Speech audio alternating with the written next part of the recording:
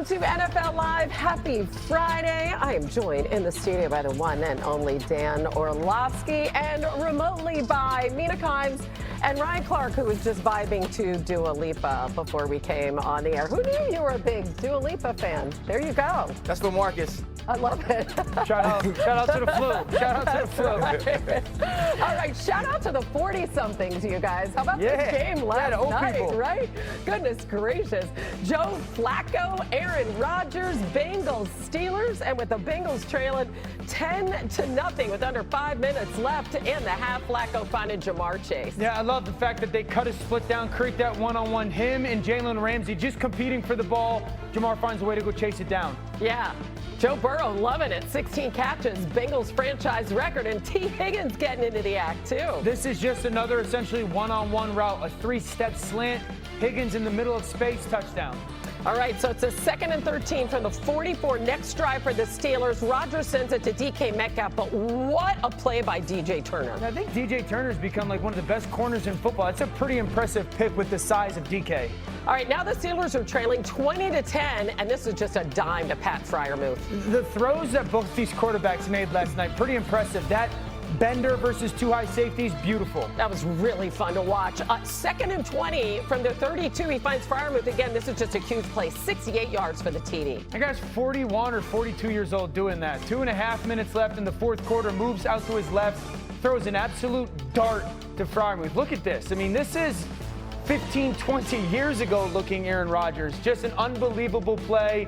And it feels like the Steelers, as poorly as they played for stretches, might find a way to pull it off. Yeah, but it was 2 minutes and 21 seconds left when they took that lead. And here goes Flacco right after the 2-minute warning, finding Chase. Jarring to watch that final drive. I mean, easy completion to Jamar Chase. Easy completion to Jamar Chase. And then it's T. Higgins one-on-one once again versus Jalen Ramsey. The competitiveness to go find the throw and the selflessness to slide down at the 5. Yep, heads-up play by Higgins as the clock winds down to 11 seconds. It's up to Evan McPherson, a 36-yarder for the win. And the Bengals upset the Steelers. Big division win, 33-31. But wait, there was one last chance here. This was the Hail Mary that didn't get answered. But, man, that ball made its way to the end zone. That ball goes 70 in the air. I mean, it's right. It's remarkable how strong the arm is still. How about that? Here's both quarterbacks after the game. This is the NFL. You know, we had a chance to really open up some space, but we're 4-2, still first in the division. Got a couple, home games coming up, back-to-back. Another Sunday night opportunity against my former team. So, I'm not going to ride the roller coaster, and I know Mike isn't. And hopefully you guys follow suit. Do you expect to ever have this feeling again? It's a good question. I didn't feel like it felt like I might not, to be honest with you. So, it's pretty special.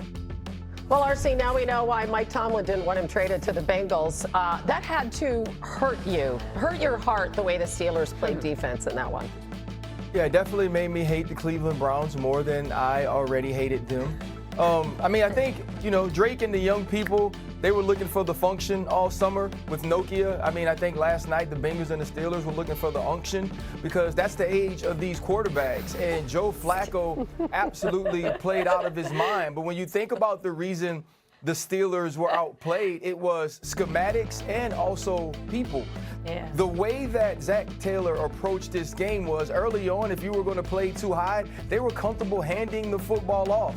And as things evolved throughout the night and they had to start bringing some people in the box, trying to bring pressure, play single high safety, they took the one-on-ones. And then even when you doubled, as we just saw T. Higgins and Jamar Chase, they would hit Yoshivasa. They would use Noah Fant. I thought it was a masterful game plan, but the execution was just phenomenal. Joe Flacco turned back the hands of time and looked like 2015 Joe Flacco. Some of those balls were so pinpoint accurate, the velocity it was thrown with. And then we watch players on the outside just be better than the other guys.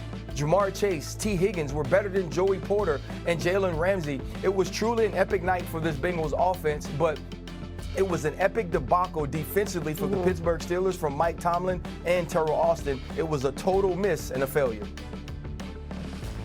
Yeah, the Steelers defense can really only do one thing well right now, and that's rush the passer. And if you're going up against a quarterback like Joe Flacco, who had a 2.44 second time to throw last night, which is super fast, you're taking away the one thing they do well, and now you're playing into their weaknesses, which are coverage and tackling. Okay, basically everything else in terms of playing defense.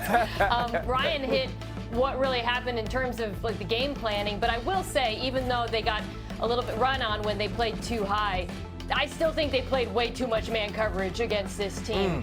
These cornerbacks against these receivers was just such a glaring mismatch. And when they didn't play man, they played a lot of really predictable cover 3, and Flacco said, cool, I'm just going to throw into the voids every time. This is a defense that really needs to dramatically rethink things if they want to be a competitive playoff team, because right now I do not see them holding up their end of the bargain.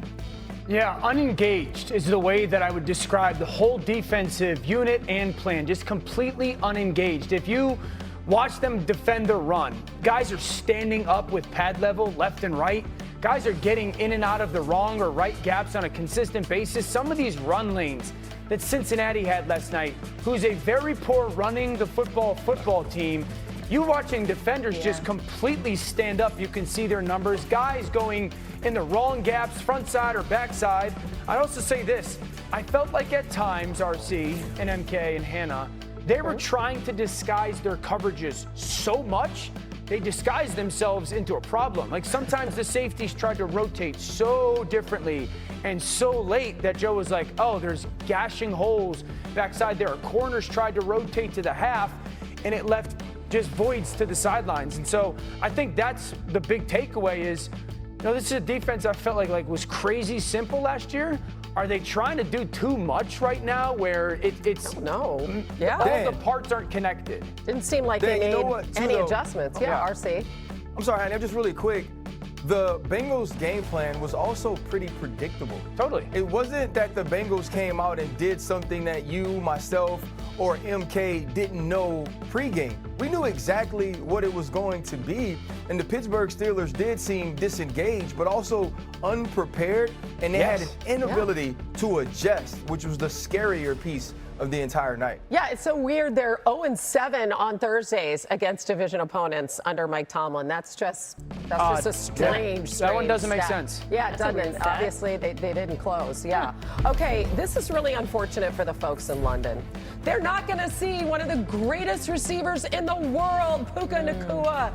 He is out for that Rams game with the Jaguars on Sunday morning at Wembley Stadium. He suffered that really scary ankle injury in the Week 6 win over the Ravens. And listen, it is no secret. This guy has been Matthew Stafford's very favorite target. In fact, nobody this season has a higher percentage of their team's catches than Puka Nacua does for the Rams. He accounts for over a third of their catches and receiving yards. Really, really big loss for this team. So on the defensive side, when you look at how the Jaguars are going to approach that offense, what do you expect now, RC? Well, I think the first thing that you're going to get from Anthony Capelli's defense is that you're going to have a focus on Devontae Adams. Listen, they went into last week and they were playing against the Seattle Seahawks, who didn't have a Puka Nacua or Devontae Adams, but they definitely had a Jackson Smith-Njigba, who is head and shoulders the #1 target of that team, and he was still able to get off. And so they're going to have to put that focus on Devontae Adams in the back end for this team. But it's also going to be for them about stopping the run. You know that now Sean McVay is going to come into this game with a heavy dose of run game that can allow Matthew Stafford to get into the play action. And so it's going to start up front there, and then it'll be about disguising your defenses, because even without Puka Nacua, whether it's Jordan Whittington or Tutu Atwell or Devontae Adams, if Matthew Stafford can see the rotation of this zone that they love to play, he'll find a way to eat it up and scheme it up. And what about this offense on the other side, Dan? Because we know Liam Cohen was there with Sean McVay for 4 years. So what are you looking for from Trevor Lawrence and company? I need Trevor Lawrence's second progression throw to look like his first progression read. When #1 is there, Trevor throws it as good as anybody. But still looking for the consistency of, I go to #1 and I set to #1 and he's not there and he gets to #2, which is the right read. I want the throw to look like he's the #1 read, meaning I want it to come out with consistency. I want it to come out with conviction. I need the ball placement to be premier. This is a defense in LA that it's going to give you completions. It's not an overly aggressive one. They play with the proper leverage, but they're not an incredibly attacking one. And when Trevor has to kind of move his feet or kind of get to that second or third progression, mentally you can tell.